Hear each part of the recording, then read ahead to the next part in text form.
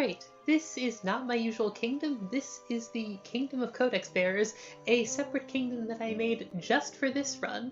I spent about a week trying to make this run work, and it turns out I needed some very particular items, and they just weren't spawning consistently enough, and I got really tired of scumming to get the right items. So I made a new kingdom with only 3 quest items unlocked to help guarantee that I would get the right ones. So it seemed a little dubious in terms of fairness to me, but the people who made the mod seemed fine with it, and it's not doing anything that I couldn't have done just by scumming in my full kingdom. So the other thing I haven't done here is, in addition to not unlocking quest items, you'll see there's no like patches option down in the Thief's Den. I also haven't unlocked the Assassin. Now, not unlocking the Assassin means bandits can't spawn, which doesn't matter to me at all because bandits never spawn in Curious VGT anyhow. Bandits are, along with goats and warlocks, are the 3 basic monsters that don't appear in the courtyard. So I just didn't unlock Assassin just so that a field seek wouldn't spawn, so it was because that's just a useless glyph to me. This was only my 3rd attempt on the new kingdom. I cut off like a couple of other attempts that the first 2 just didn't give me the items I needed.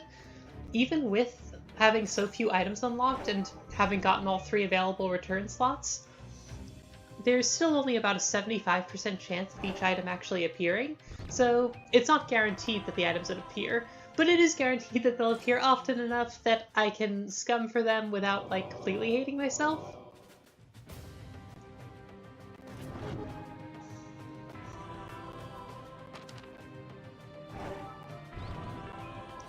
Alright, this is a decent start. I found Mystera and Fireball early. I got both Wait What and Wanna Fight, so I have an easy way of spending mana to make Mystera happy, and also those glyphs are going to be helpful down the line. So this is a very solid start to the game. I guess I didn't mention it before, this is the Curious version of Vicious gaan-telet I'm doing.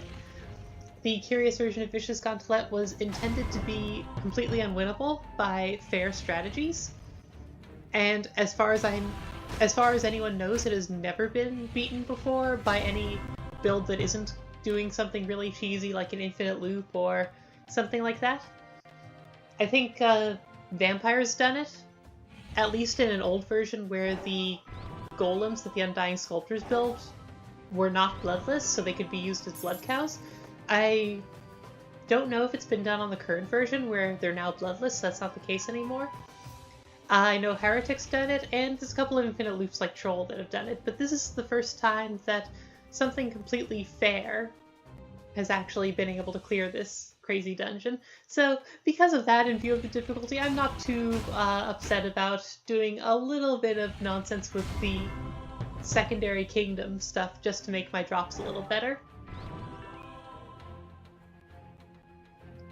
Alright, that's Soul Orb. That's the first of the items I need.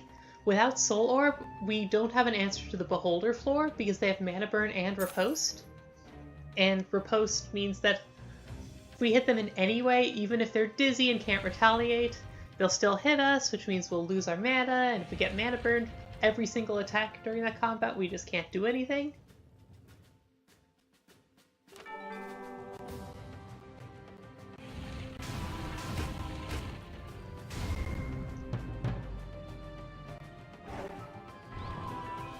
So there's 2 approaches to the Ciabrae floor. One is to just take some corrosion during it. The last Ciabrae or 2 will be kind of rough because you're so corroded, and then you drink a burn salve afterward. The other, which is what I'm going to do here, is to summon them all using Wait What or Wanna Fight.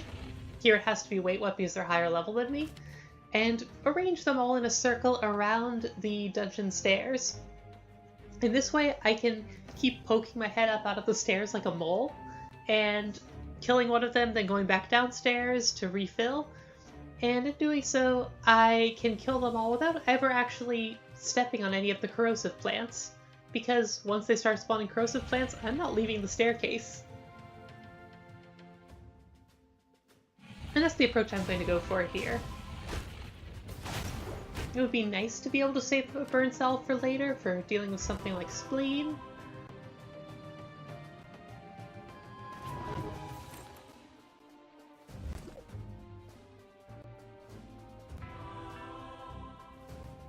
I converted Wanna-Fight there to make room for Plate Mail. It's actually kind of an interesting decision there. We really want either Wanna-Fight or Wait What later for the Undying Sculptor floor, but which one is better depends on when the Undying Sculptor floor shows up. If it's floor like 4 or 5, then Wait What is much nicer. If it's higher than that, then Wait What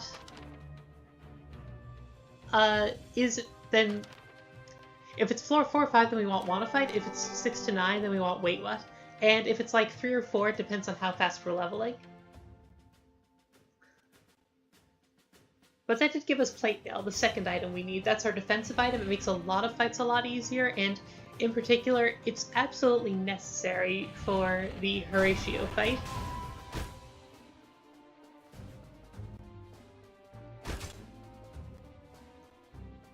My pattern for these monsters is 2 fireballs, and then popping the burning stack by attacking someone else finishes them off. That's a Dragon Soul there, that's the third item I need. The limiting factor in this run is just how much mana can we gain over the course of the entire dungeon. Dragon Soul, in the long run, really adds up to a huge amount of mana over the course of the run.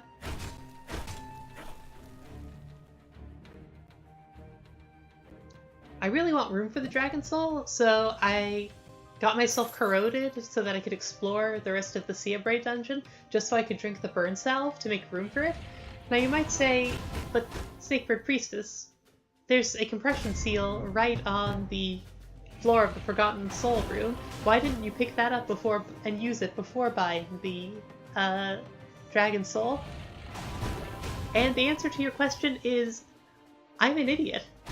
And I kind of slapped myself as soon as I realized that I'd missed my opportunity to use the compression seal. That was definitely a misplay and a completely unforced error. I slapped a Meat Man there just to get rid of most of my stacks of Ensnared.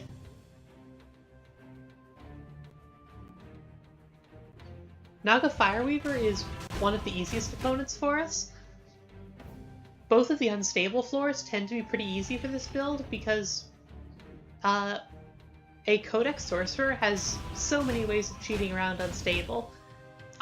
There's killing them with Mana Shield, there's killing them with popping the huge burning stack, and if you're willing to do something slightly illegal, there's also the glitch where Essence Transfer happens Essence Transit, that is, happens before unstable rather than after, which lets you get in a kill a little bit early. It's technically a bug, but it's a really minor one, so I don't end up using it this run, but I did use it in some of my previous attempts. And I'm glad that I ended up not needing it here.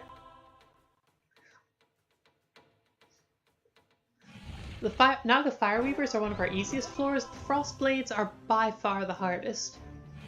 They have magic resist, the frostbite adds up, and the multiple death protections we can get through them pretty easily as a Codex Sorcerer, because Mana Shields and Burning Stacks pop them a bunch.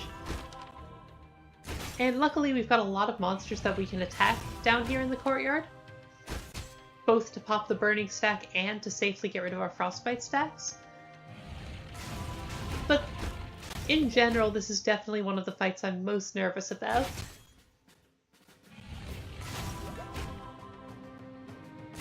Being able to attack monsters in the courtyard so much to get rid of like the Frostbite and the Burning Stack, well, first, it's one of the huge payoffs of Plate Mail. Plate Mail helps a lot over the course of the run, but the two big places it helps are the Horatio fight and right here.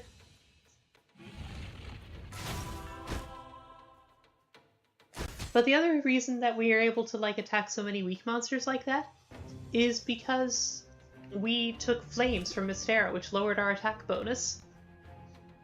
And because of that, we deal a lot less damage, which means there's a lot more weak monsters that we can punch without killing them. The level 6 Meat Man, obviously, that's not a concern. That's a really good spawn. But things like the level 3 Zombie, we can use as... I don't even know what the term is. Frostbite clearing cows? Which we wouldn't really be able to do without having taken flames.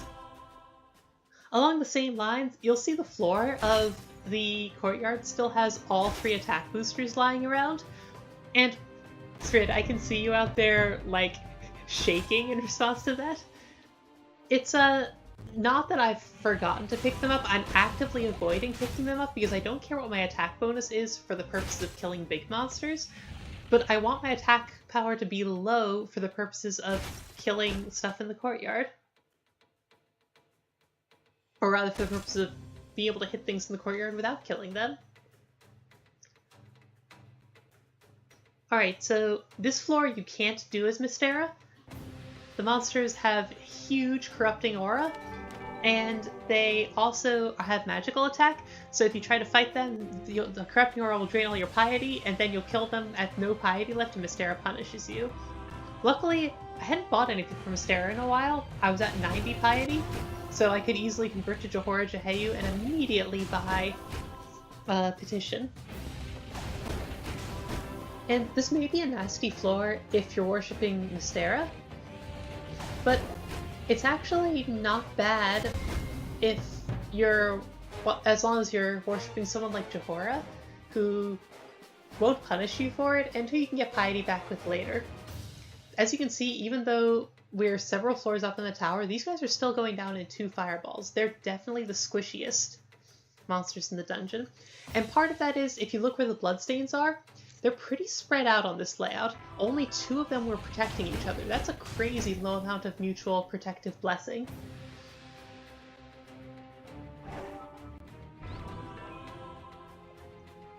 But even with a bit of protection, they still go down very easily.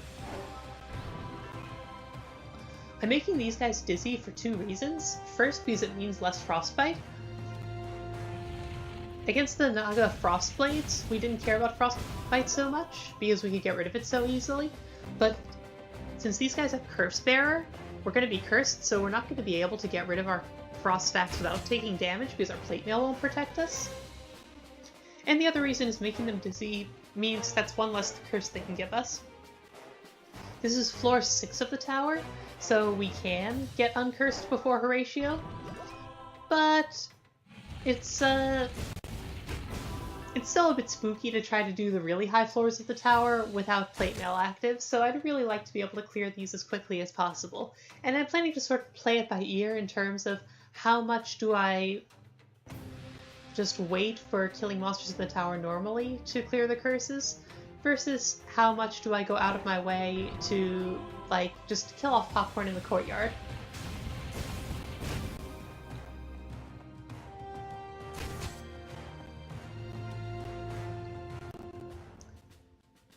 The Binlore floor, by the way, is another floor where Wanna Fight is really helpful in a way that Wait What isn't. Because if you have trouble finding the monsters, you can use it to summon them, and then that'll leave you with a ton of darkness that you would otherwise have wasted just wandering aimlessly, hoping to get glimpses of the bloodstains. That ends up not being a relevant factor in this particular run, but it could have been. But we got the Undying Sculptors late enough that we're really glad to have Wait What instead of Wanna Fight.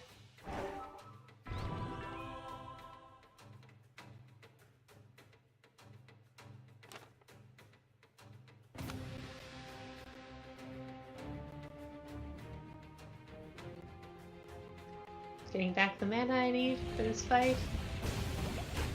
Dragon Soul kicks in and gives me some extra mana, and I don't really have a lot I can do with it.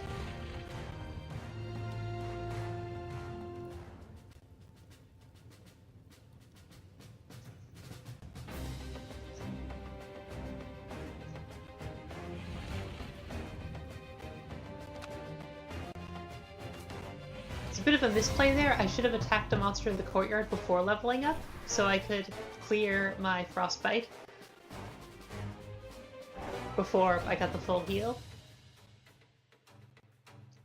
Alright, now this is the late Undying Sculptor floor. So here's the thing with Undying Sculptors in this build.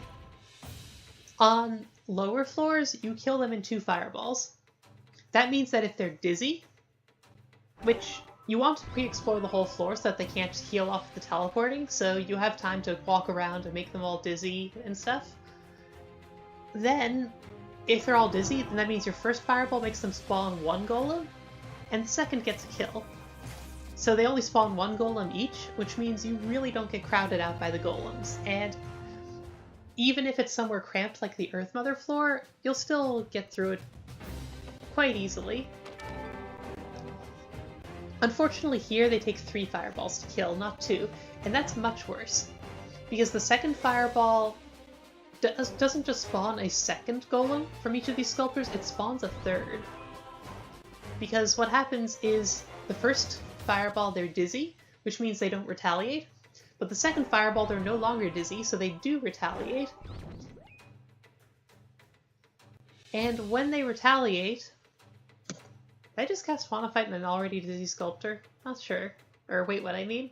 Keep saying those backwards. I'm gonna eat my Nom Nom here because I'm already poisoned. I'm gonna have to drink a health potion to clear the poison. There just isn't really another option. Ritual Scroll, I'm already super cursed. In for a penny, in for a pound and all that. It gives me extra max mana.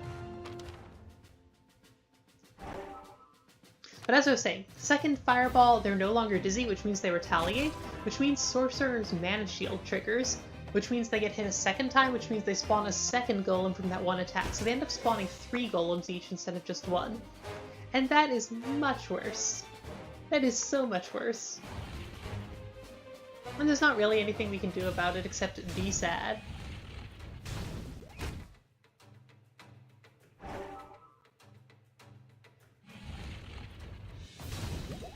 Luckily, they at least die to 2 fireballs plus a burning stack pop, rather than actually requiring 3 real fireballs. That helps in terms of how much mana we have to spend fireballing them, but it doesn't help in terms of the floor is going to be full of golems. So if they spawned earlier in the tower, we would prefer to have Wanna Fight, because that way, you know, it costs less mana, so we could summon them all more cheaply, and we wouldn't care about the golems because there's so few of them. This is me starting to clear off some curse stacks, especially the undead enemies. I'm going to be converting to Dracul sooner or later, so good to kill them off while I still can. But anyhow, since they're high enough in the tower that we do need to be able to deal with all the golems, Wait What is absolutely indispensable for navigating the golem-filled tower.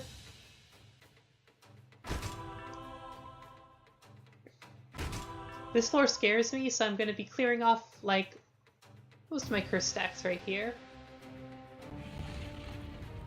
I'm standing on top of a Golem Arbiter right now.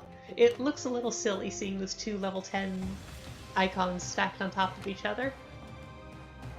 So that happens if you kill someone while you're downstairs, such as by attacking a courtyard monster to pop the burning stack.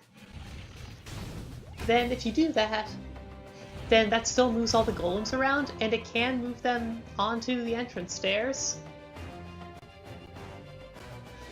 And then when you come up, you'll be staying on top of a golem. I believe that functionality isn't introduced by the expansion. I think it's actually in the base game as well. I think that in Hex Ruins, it's theoretically possible for you to go down into a sub-dungeon, kill something by popping a burning stack while down there, and then come upstairs to find a Revenant on top of you. But Hex Ruins, like, that's the entire overworld map. The place is huge. It's unlikely to happen. I've certainly never seen it before. Whereas here, when the sub-dungeon is so small and has so many golems, it's very likely to happen.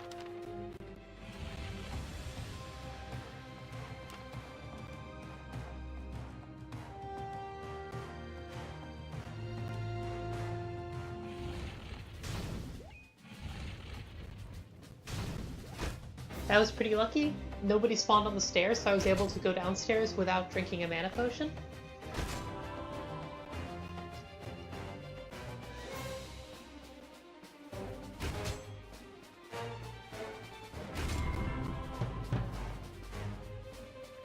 still on top of a Golem Arbiter. I'm going to step off of that Golem Arbiter because I don't want to have to find out what happens if you a Golem Arbiter on top of another Golem Arbiter. I had an issue in Endless Blizzard where a monster spawning on top of a plant, if you then tried to slow the monster with Entanglement, crashed the game. So, don't know if that would happen here. Don't want to test it. This run's going great. Beholders? We're getting them late, but these guys still go down in only 2 fireballs. But I'm playing a bit sloppy here. I'm not respecting their riposte Death Gaze combo, so I'm killing some of them in 3 fireballs when they only need 2. This is not ideal play at all. And there's no reason for me not to just top up my health and mana more between each of these fights. So I'm just throwing mana away here for no reason.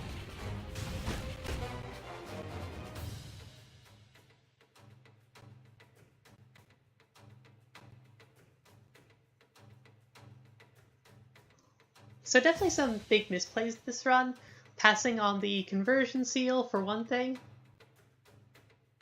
And then here throwing mana down the drain.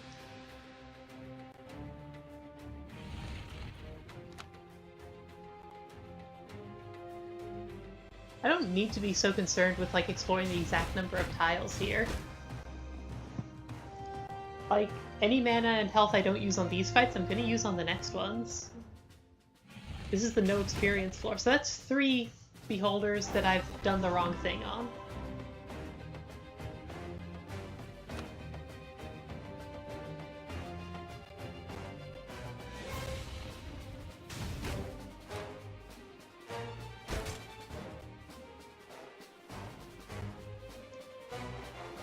Alright, last floor is another of these unstable floors.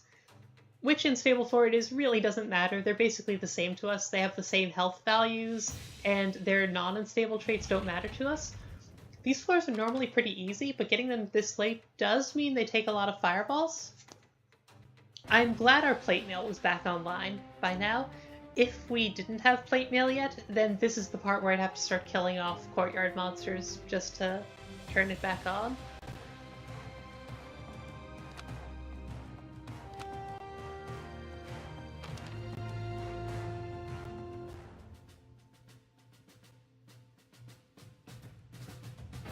I'm always, like, not sure what resources I have in the previous sub-dungeons, always, like, going back nervously to check.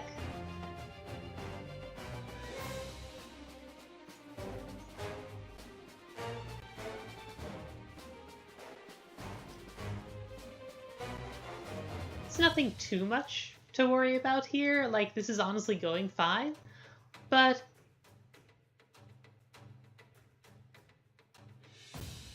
I really don't want to screw this up. This is my first serious run on the New Kingdom. It would be really nice to say, yeah, as soon as I was guaranteed to get the items I wanted, I was able to just stomp through. So I really want this first run to succeed. And I'm taking a lot of Piety Sparkles here because I think we're getting close to Dracul time. You can tell things are getting serious because I'm even picking up Piety Sparkles that are on attack boosters. I don't have quite enough Piety yet, so I'm going to kill one of these and hope that I'm using Johora is enough.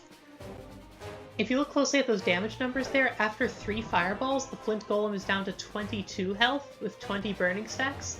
That is quite an unfortunate number. There was 32 because Dizzy meant one less mana shield. So getting these on the 9th floor is a little unfortunate. If we'd gotten them on the 8th floor, we could do it with 1 fireball fewer.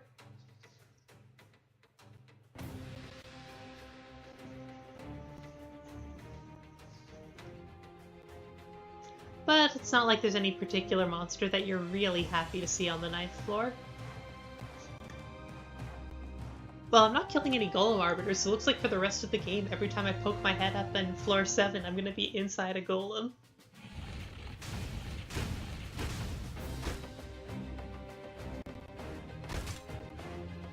Punching that meat man there just to pop the burning stack, just to reduce the damage I take from unstable. That gives me the piety I need to convert to Dracul.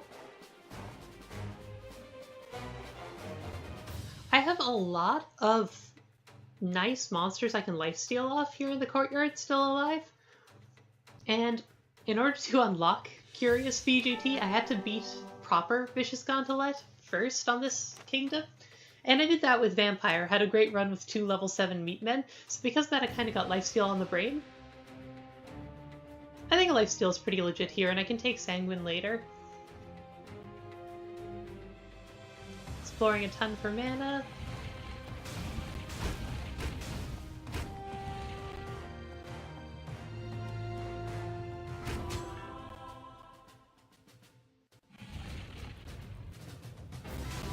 So after we kill this other last unstable friend, Flint Golem I think they're called, we're going to be 9 experience away from leveling up.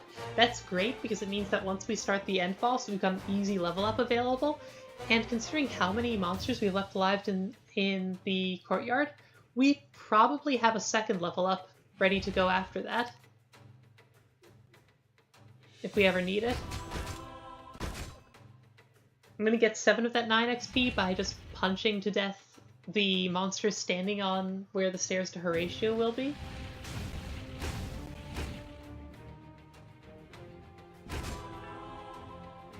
I'm running out of health because I punched that other monster to death, but that's okay. I have all the health I need.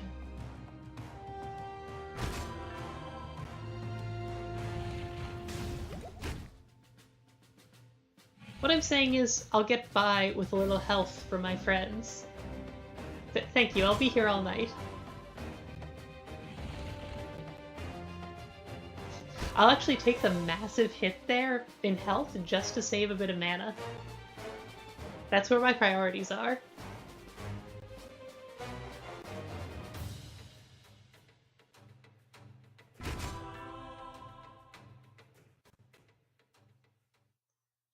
Alright, here we are.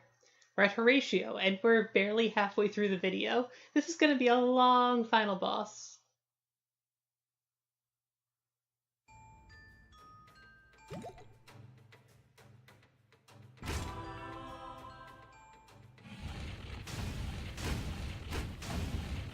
The predictors in the Xayah fight are all wrong. They're messed up by something. I don't know, for one thing it seems like Xayah thinks Mana Shield applies lifesteal, and it also misestimates the damage dealt to him. It assumes that each retaliated fireball attack also lets me get in a free physical strike. It's really weird. I don't know the exact details of how that happened, but just means don't pay attention to the predictors in the Xayah fight. They're all lies if you're doing this particular build. As long as you're not doing Codex Sorcerer, they'll be accurate. I'm gonna pick up a Tower Shield here. That leaves me exactly 8 gold left to buy a Burn Salve after the Spleen fight. And Tower Shields seem more useful than the alternatives. I considered Wicked Guitar. I honestly considered Wicked Guitar just to make my Blood Cows a little bigger, but there's not really much darkness left, so getting better Blood Cows isn't super relevant. It's not like they're going to heal up any health I steal from them. And unfortunately, leveling them up with Wicked Guitar does not instantly grant a full heal. It said next hit win there on the previous hit, but it was not win. Alright. Now, I'm going to be killing off a bunch of monsters here. That's because I want to get to 50 piety to convert. Horatio has high resistances, and we did not find a biceps this run, which is quite unfortunate. And Piercing Wand, I didn't unlock on this kingdom. I considered it, but to unlock Piercing Wand, I have to unlock Assassin, and I figured I want to try it with just these 3 items first. And if it turns out those aren't enough, then I can go pick up unlock a Piercing Wand, see if that works. But it's not like I can relock Piercing Wand and Assassin later, if I turn out not to need them. So, I need an answer to Horatio's resistances, And the answer is going to be Binlore. We're going to take Stone Form. I think that's the right name for it. The one that gives you the biceps effect every time you break a wall. We also don't have any ways of breaking walls, so we're also going to have to ask Binlore nicely to give us an Endless Wall.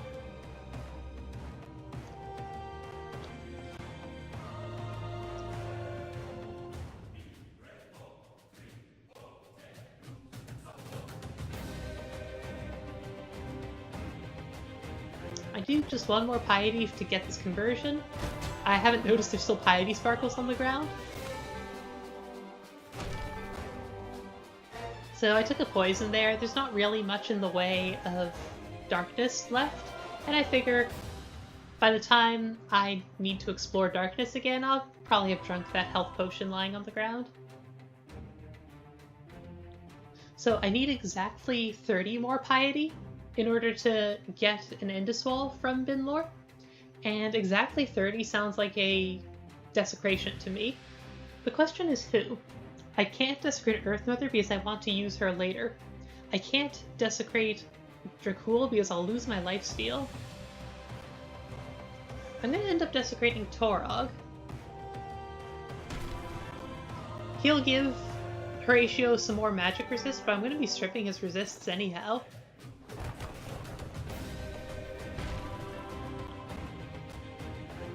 Now, he'll also reduce my attack power significantly, and that's something I honestly didn't even consider. I'm just so used to going all in on, you know, magic damage only. I kind of forgot that Torog did something relevant other than the magic resist.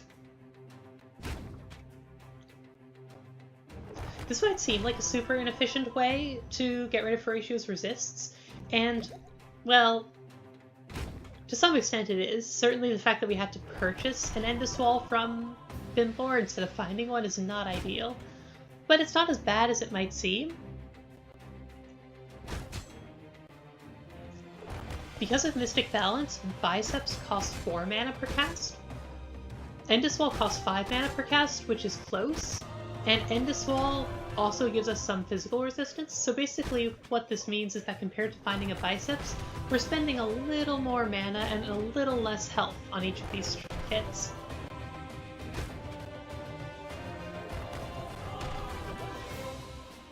And it turns out that the 20% resist from Endless Wall stacks nicely with the 15 we have from Tower Shield and Ritual Scroll, so that's nice too. I hope this isn't too much resist stacking that I can no longer claim this isn't a resist stacking build. I certainly don't think it is, but there are resists. I am doing lifesteal as well. Maybe this is actually just a completely generic, like, Orc Monk of Binlore build. Nah.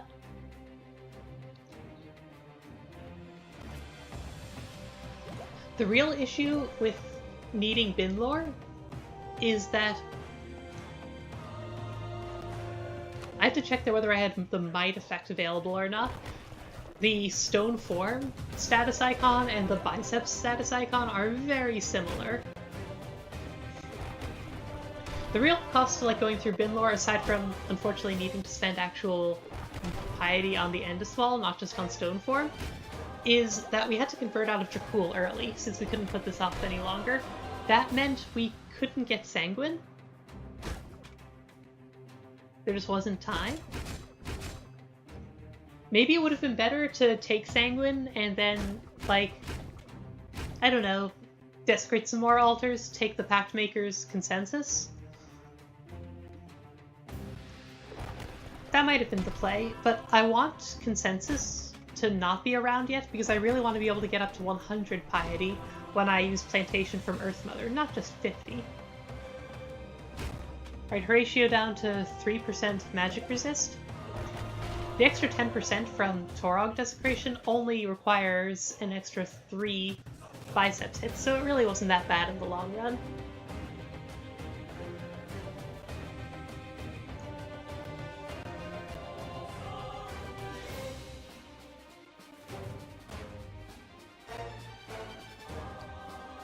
And I got up to 100 Piety just by breaking walls.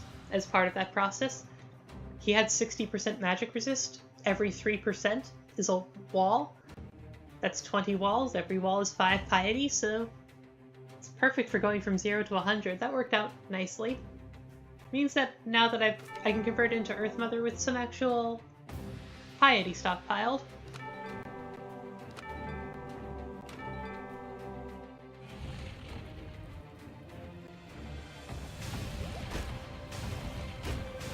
We're only taking 7 damage from each of Horatio's hits between our 15% physical resistance and our plate mail.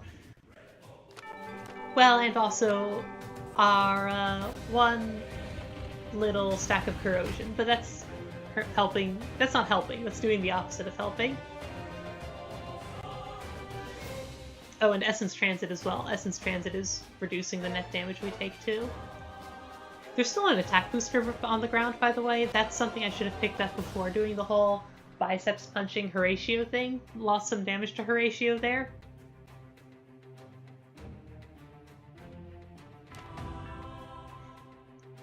I gained 90 piety there, but I only had room for 85. Should have bought Entanglement before that. Definitely some misplays here. I think it says something that I'm able to misplay so many times and still come out ahead. There's a mushroom growing on the entrance to Horatio's den. That's pretty rude. I'll just take my second clearance now to get rid of it. Wanna Fight would have been cheaper than Wait What there, but Wanna Fight isn't what we had, so... Alright, Horatio Phase 2 complete. Now we're on to Spleen.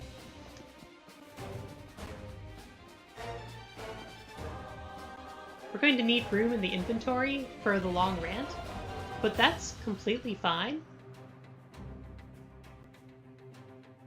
Like, we have Endoswall in our inventory, and it's not doing anything ever again.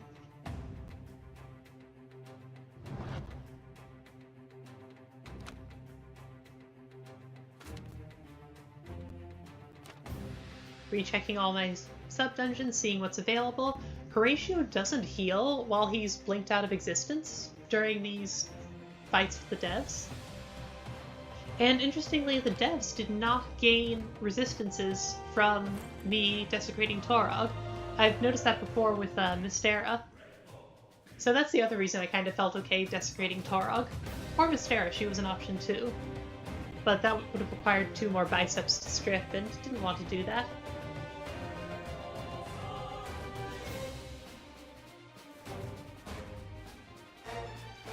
That little bit of darkness we explored is very nice because it means that all of our blood cows heal too.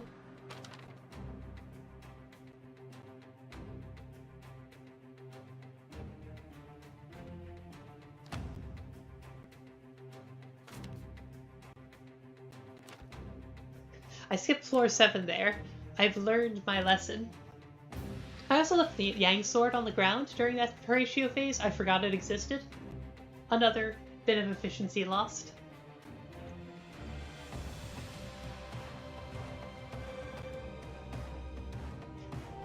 What's not visible in this video, but like is very noticeable to me when I'm playing, is that in the golem floor, if you like, you know, pop up under a golem, you can't press spacebar to immediately go back downstairs. Spacebar won't do anything. You have to actually go to the stairs tab and like click OK. I started using spacebar a ton to go up and down these passages because I go up and down so many times in here, so having that pattern broken just feels rude.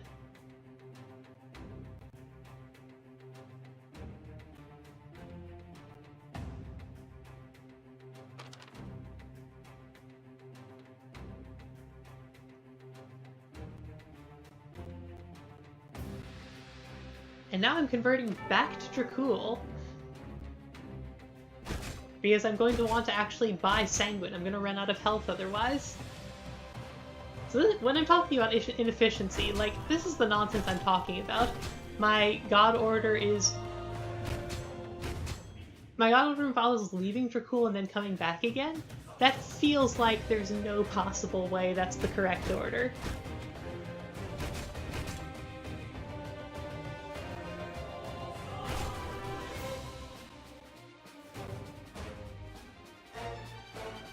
I used Wait What earlier to get a one free hit on Horatio that didn't cost health, but the other, more subtle advantage of Wait What there is that it moved Horatio off of the bloodstain left by Zaya, which means that that's now one more blood pool I can use Sanguine on.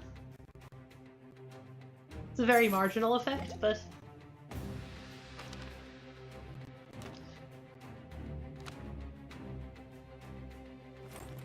I'll take what I can get. And now that I don't need that inventory slot for anything ever again, I can pick up Penance. It's not super important, I don't care much about base damage. And certainly in terms of max mana, like that's going from 28 to 29 isn't any sort of breakpoint. But every little helps.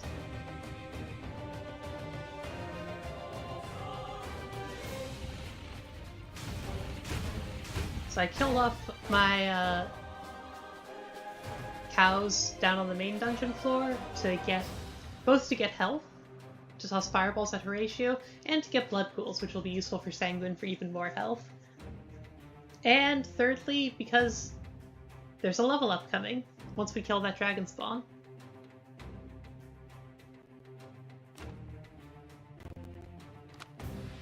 There's a lot of things like Soul Orb that I could convert. I'm not doing that yet because I'd kind of like to convert them while worshipping Glowing Guardian, because then that'll make him happy.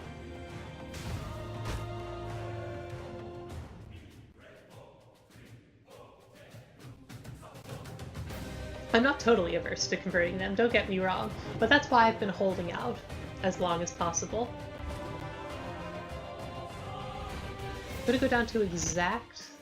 I'm gonna use up exactly all of my mana before the end. Take my level up. Thank you, Dragon Soul. Guess I'm not done yet.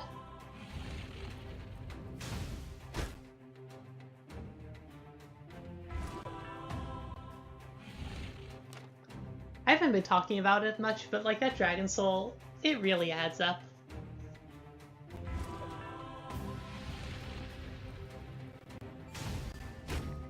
Oh hey, it's the Avatar. Crazed regeneration isn't super scary, considering that, you know, there's no darkness left anywhere.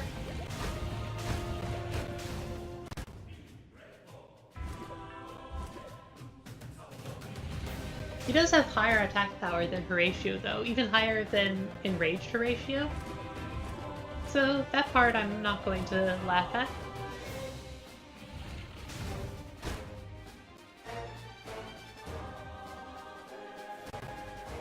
There's blood pools up on this floor, but there is no possible way I'm going to be able to get to them through those golems.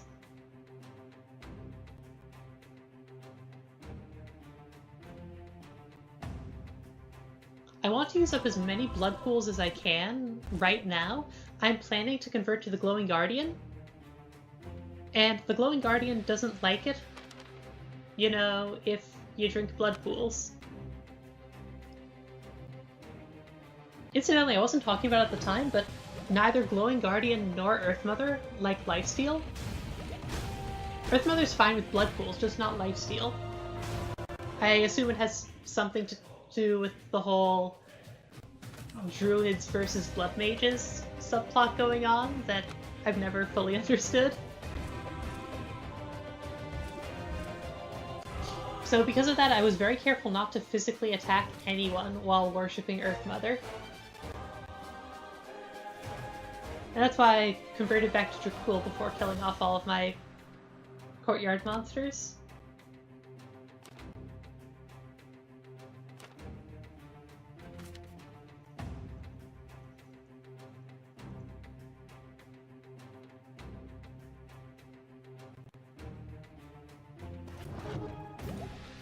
Converting Wait What now to get more mana, to cast more fireballs, to use more health, to let me make use of more blood pools before I switch over to Glowing Guardian.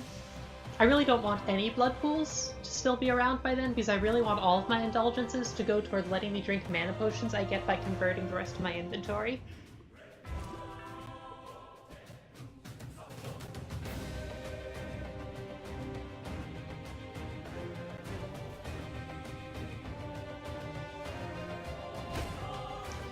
And at this point I realized, hey, I got way more health than mana, I'm just gonna punch the jerk. Unlike Earth Mother, who only gives mana, Glowing Guardian gives health and mana in equal measure, so even after conversion I should still be fine on health. Alright, that seems to be every blood pool in existence, except for the ones that are being cut off by the golems. Those are going to stay untouched forever.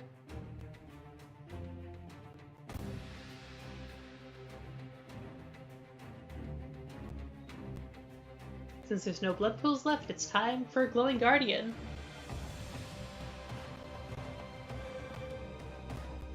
Or is it time for Earth Mother? No. Earth Mother's clearance cost is too high now, and there's no blood pools left to refill her. It's definitely time for Glowing Guardian. Punching Horatio here just to spend health, just so that I can take protection without wasting any health. I immediately take protection a second time, which wastes health. This is the kind of precise technical play you need to win the most unwinnable dungeon ever made. As a reminder, we've only desecrated one god so far, so we still have 2 desecrations left. We haven't taken anything from Pactmaker yet, Consensus is still available, but we won't be needing any of that.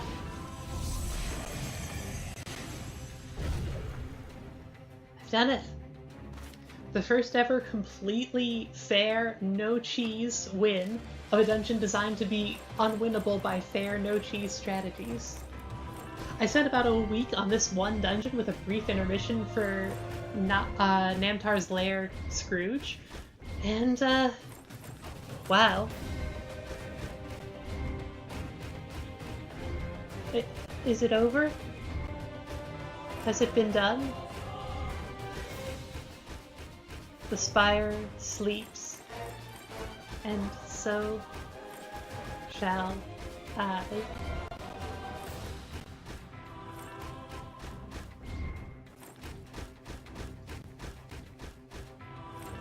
I just want to say to the devs, thank you so much for making this. I've had an absolute blast on this dungeon. I've had an absolute blast on the whole mod. Like, I don't know, it's just so good.